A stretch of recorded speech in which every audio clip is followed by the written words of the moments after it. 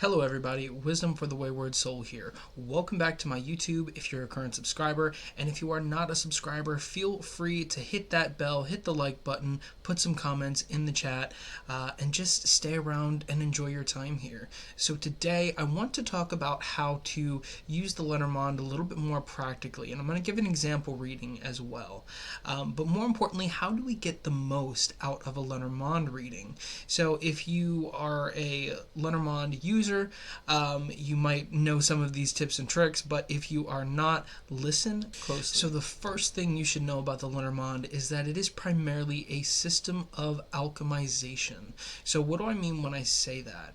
I mean that it differs a little bit from other modalities of reading.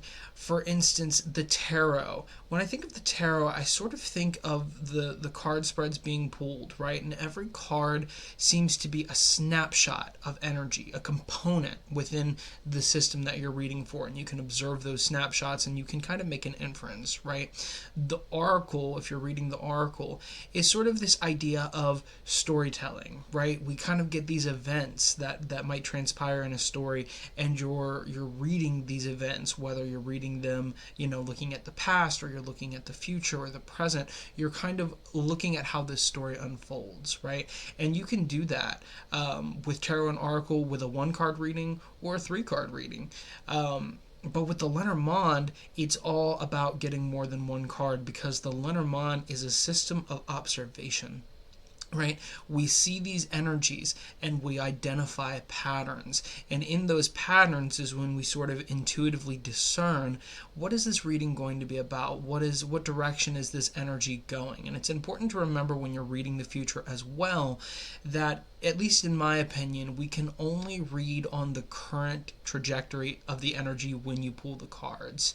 The future is fickle, right? If anybody tells you, hey, I can read with 100% accuracy on the future, run far away. I don't believe them. I don't trust them.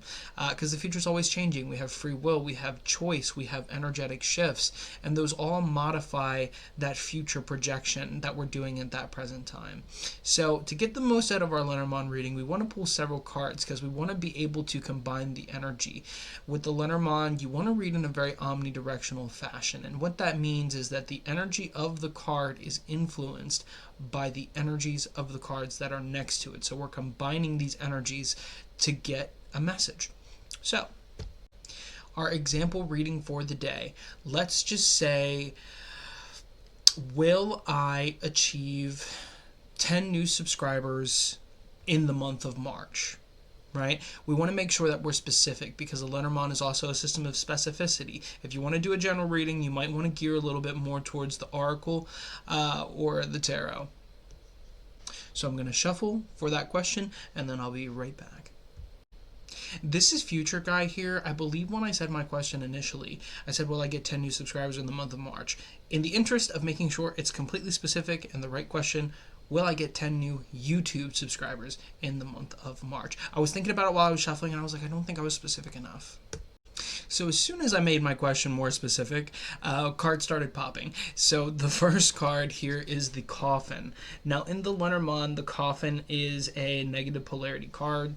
If you want to know about the polarities, I have some videos on my Learning Lenormand podcast, which I will be getting back to here soon. But I already have the polarity videos up, so go ahead and check that out. Now the Coffin is sort of this idea of finality, right? It's the idea of ending. You can think of it kind of like the traditional death card in tarot, but it's sort of more emphasis on the finality, right? The death card is more about like new cycles and stuff like that in tarot. This card is like, it's over, ceremonies are happening, we are saying goodbye to that past event, whatever chapter closes. Now, with that being next to the Anchor card, which is the second card that I pulled, the Anchor card is all about stability. It's also about finality. It's about rooting and grounding. Now, what is also important to note is the third card, which is the Letter. And the Letter is about messages, communications, and news, right? And this is very literal. This isn't really a figurative card. This is something that is literally going to happen, going to occur. It's some sort of, it's more about the format, right? So this could be email, this could be, you know, a DM, it could be a letter that you get in the mail. But looking at all those cards individually, it doesn't necessarily answer our question, right? The Lenormand is a very traditional system, so we have to go by the traditional meaning. Where the intuition of a Lenormand reader comes into play is when you combine those energies. So the coffin is going to be directly affected by the anchor, right? So this idea that we're going to be focused on those themes of ending, focused on those themes of finality, but we also have to remain very grounded in our pursuits. So these first two cards are kind of giving us a warning and some tools, right? And then the third card, which is the letter, also affects the anchor and is affected by the anchor. Now the letter is this idea of communication. It's this idea of like we were talking about DMs. It's the idea of physical letters. It's the idea of just formats of communication.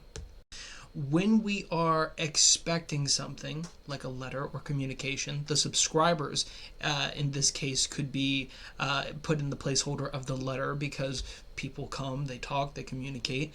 So with that being influenced by the coffin and the anchor is all about grounding. It's about centering. So this could very well be a message: the coffin ending, the anchor grounding, and then the letter communication.